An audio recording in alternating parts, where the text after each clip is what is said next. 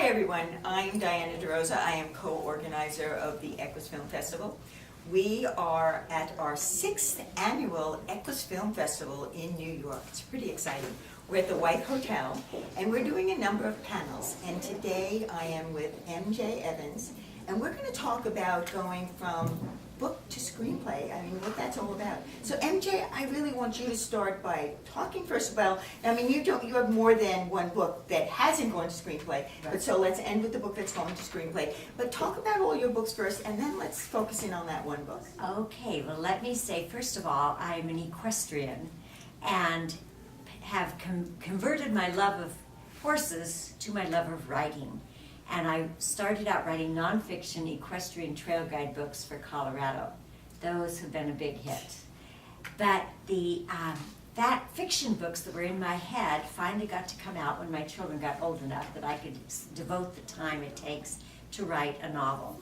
And I've written several, actually. I have, my first series was the Mist trilogy, Behind the Mist, Mists of Darkness, and the Rising Mist.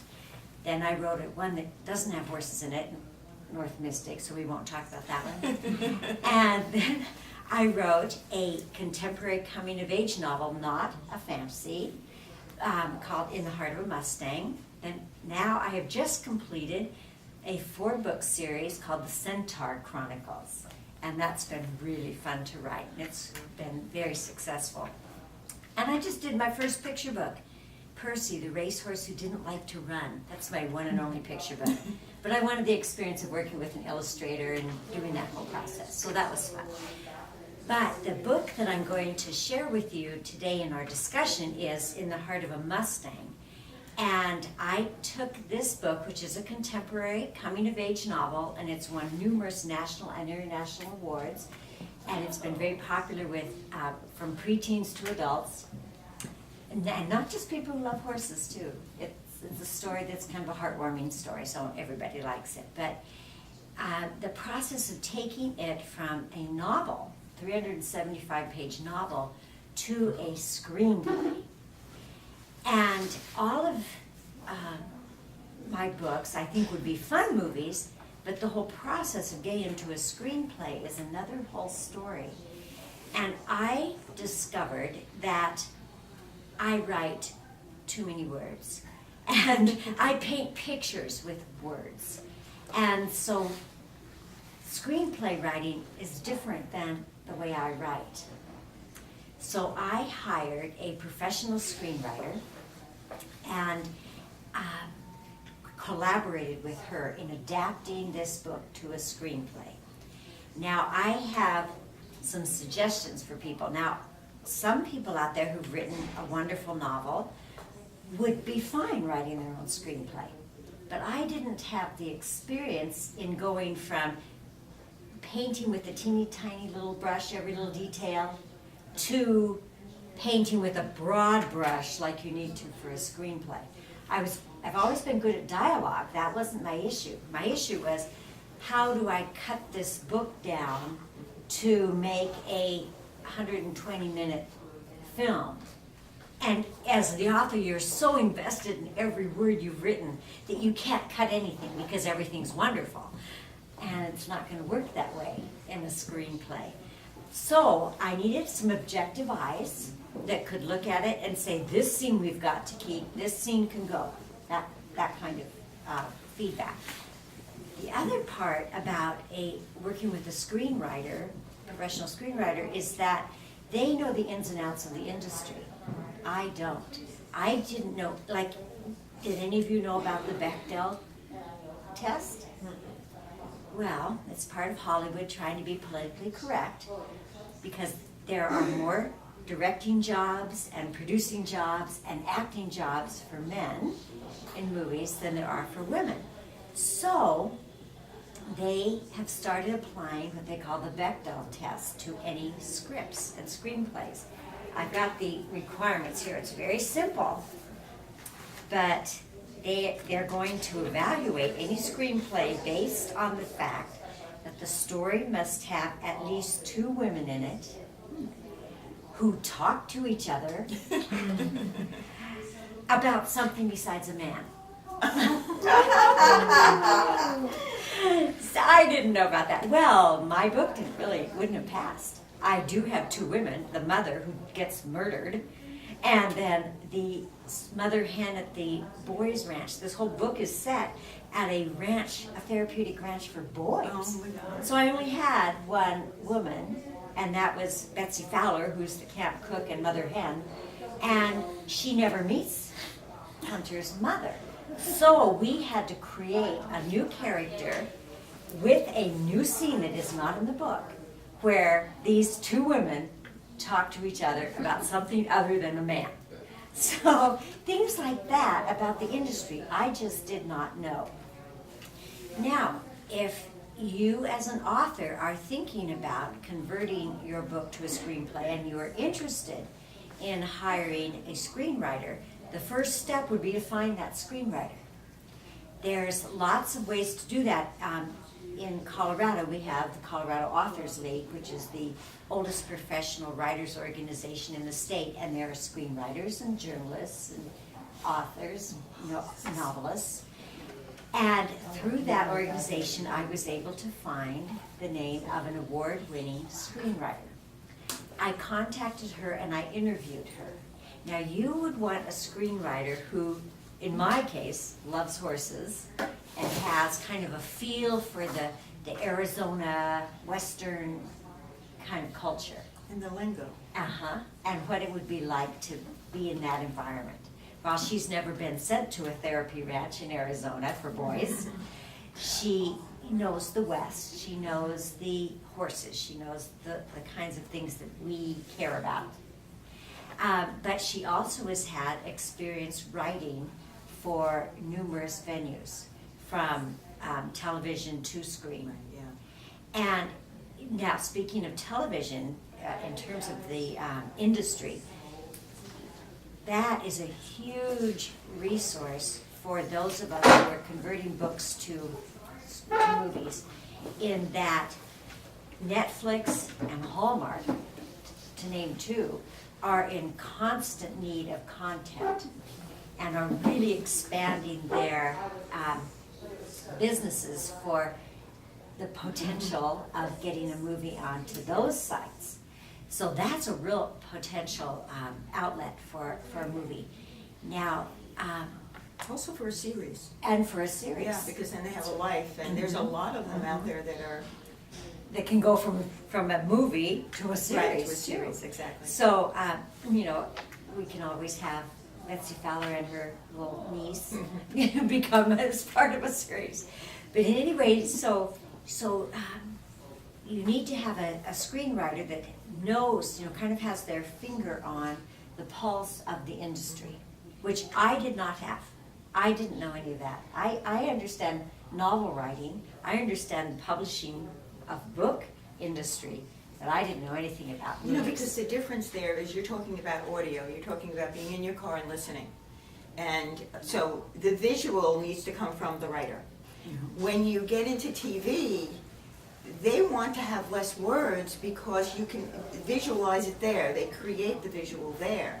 So it's all about Visual. less words. And that's right. When an author paints pictures with words. Right. And I'm really good at that. It's my specialty. But painting a picture with a movie camera is not my specialty. That's the director's job, really. Now, you bring up a good point, and that's the director. Now, we have the screenplay done. I have one copy of it here. We have the screenplay done. Now, it costs money to hire a professional screenwriter, and you need to plan on at least 100 hours of their time, and they will give you an hourly rate that they work with. You need to plan on at least 100 hours, and that would include, now she did not count the time reading my book, because she wasn't going to even take on the task unless she loved the book. And she read the book through very quickly and contacted me back, and she said, I'm putting every other project on hold. I want this book. So that was encouraging, because she could see in the book how it could easily adapt to a movie. Not all books that you write are going to adapt easily to a movie. That's true. And in terms of budgets and expenses, for example, my fantasy books would be fun movies, but they're going to be more expensive movies to produce because you're going to have some amount of computer animation involved. And set decoration is much more involved because it's not all natural things, it's things that are created. Right, you can't just go find a cool ranch in the desert to use as your set. Right. So the expense of producing the film is going to be a big factor in being able to sell the script eventually. But, so she was very excited about it. Well, then we started working on the script, and she did about the first maybe 10 pages, sent it to me to see if her style was something that I could work with, and then the whole process started from there. We went through it numerous times, every little word, making sure that both of us were happy with it. So it was truly a collaborative effort. Some screenwriters don't work that way. Right. They don't take your feedback. They want more control. I want control, but I know that I'll have to relinquish control if it sells. And you have to, as an author, realize that if a production company buys your screenplay, you are then out of control. I mean, they can change the names. I mean, the screenwriter and I hassled about the names because she said movie names need to be tight, need to be short. Well, the name of the book is In the Heart of a Mustang. I like that title, but she wanted to change it just to Mustang. That was boring to me. That was not compelling. Just Mustang. Not that we don't all love Mustangs, but that was exciting to me. So we finally compromised with Heart of a Mustang. That was gonna be my choice. We got rid of the in the to make her happy, and we kept heart in there to make me happy. So it's those kinds of collaborative efforts that we were able to do, as well as working through every single scene. Now the next step I have not done.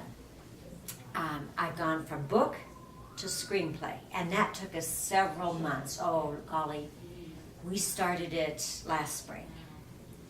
So that's taken several months. It is now complete. It is now registered with the Writers Guild, and now we'll be in the process of finding a buyer for the film. It can be optioned, and then let that person, like a producer who options it, could then find a production company, or it could go directly to a production company. There are several avenues at this point. Now, do you have any say in that portion of it? The two of us will. We have formed a partnership starting this week that we will have say on where the movie goes. So somebody can approach you and you can say, okay, yeah, I'd be interested in working with you. Or you can say, I'm gonna keep trying and see, and maybe I'll come back. Or we can say, what do you have to offer? What experience do you have? What's your background? What are you envisioning for this film? So we can kind of interview interested people as well. So it's a two-way street before we would sell it. And what about the financial part? How do you decide, is that high on your priority list? Is that middle? I mean, where does that stand?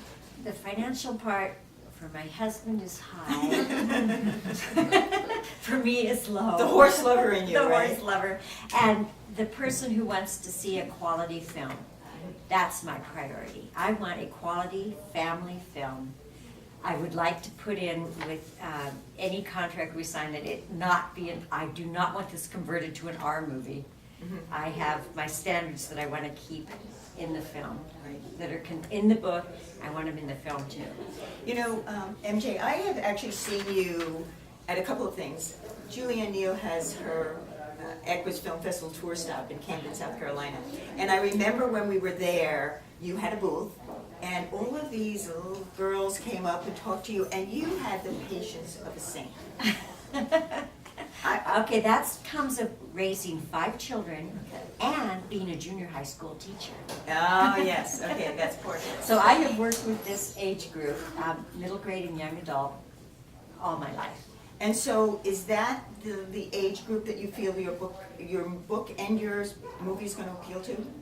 That's who I wrote it for.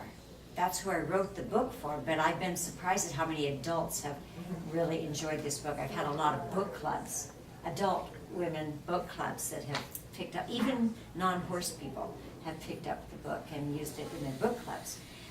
So I am thinking that the audience is larger than just junior high and high school girls who love horses. I also think too, you know, there's a lot of times where families would like to go to a movie Right. as a family, and they just can't. They either have to choose movies that are too young for the parents and too old for the kids. And see, that's what I would like to see it be, the kind of movie that the whole family could go to. At the end of the day, they really like Yeah. it. So that's why I'm gonna demand that in the contract. So I want to go back a little bit, and I want to talk about that learning curve of going from a book writer who wants to visualize everything in the book. What was that first time like, and how did you get through it? How did the screenplayer finally say, you know, listen, you have to understand, you can't do it that way? Okay. Talk about that. Well, I will say that before I even found a screenwriter, I read several screenplays. And I'm a theater person also, so I read a lot of scripts and performed in a lot of theater.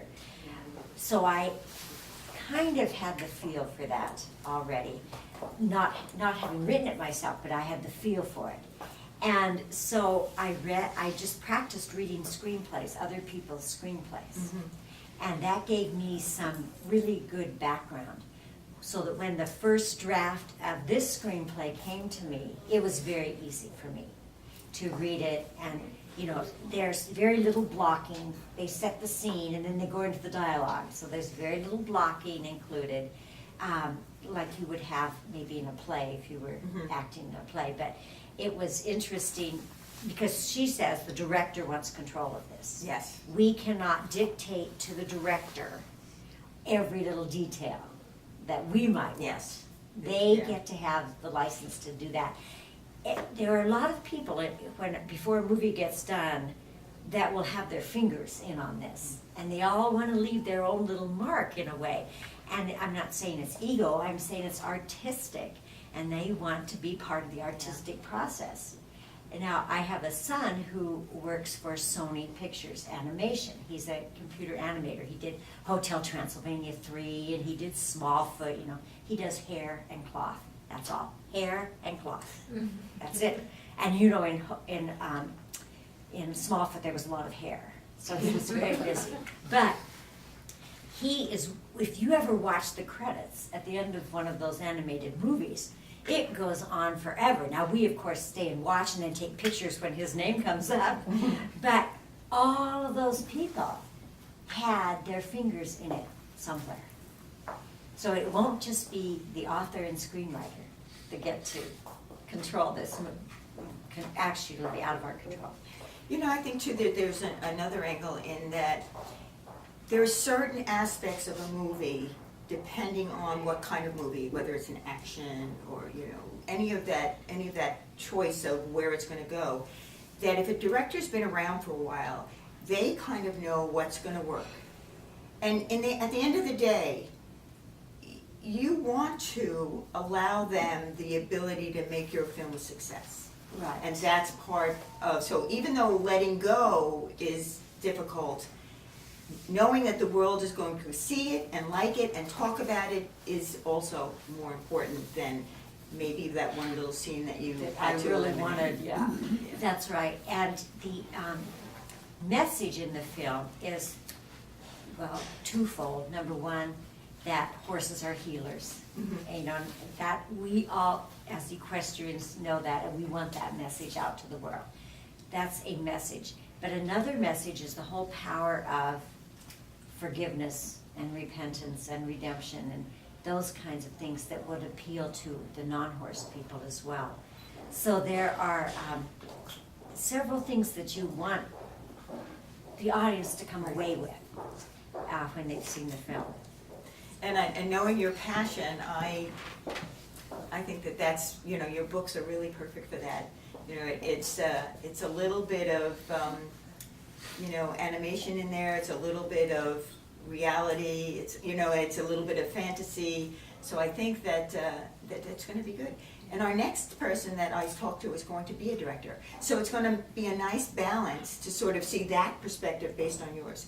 But we're coming to the end of our session, so I want people to know how they can get your books, how they can get in touch with you, how they can know more about this whole process. Oh, that'd be great. I would love to talk with anyone who is interested in my writing or it may be interested in the film. Through my website, it's www.dancinghorsepress.com, and all of my books are available on that website. And there's a contact tab at the top where they can get my email and can contact me by email. Okay. And I want you, before we end, I want you to, your name and list all those books that you've done so far. Okay. I'm MJ Evans. I'm the author of the Mist trilogy, which is Behind the Mist, the Mists of Darkness, and The Rising Mist. I'm the author of In the Heart of a Mustang, the author of North Mystic, a fun Revolutionary War allegory, and the Centaur Chronicles, the Stone of Mercy, the Stone of Courage, the Stone of Integrity, and my last book that just came out today, yay, the Stone of Wisdom. Oh, and Percy, the racehorse who didn't like to run, my little picture book. Well, MJ, I think there are a lot of authors out there that are going to be very excited and want to listen to our conversation because you shared a lot of good information. Good. So I thank hope you. that helps. Thank you very much. And I am Diana DeRosa. I am co-organizer of the EQUUS Film Festival. And to know more about the EQUUS Film Festival, go to www.equusfilmfestival.net. Thank you again. Thank you.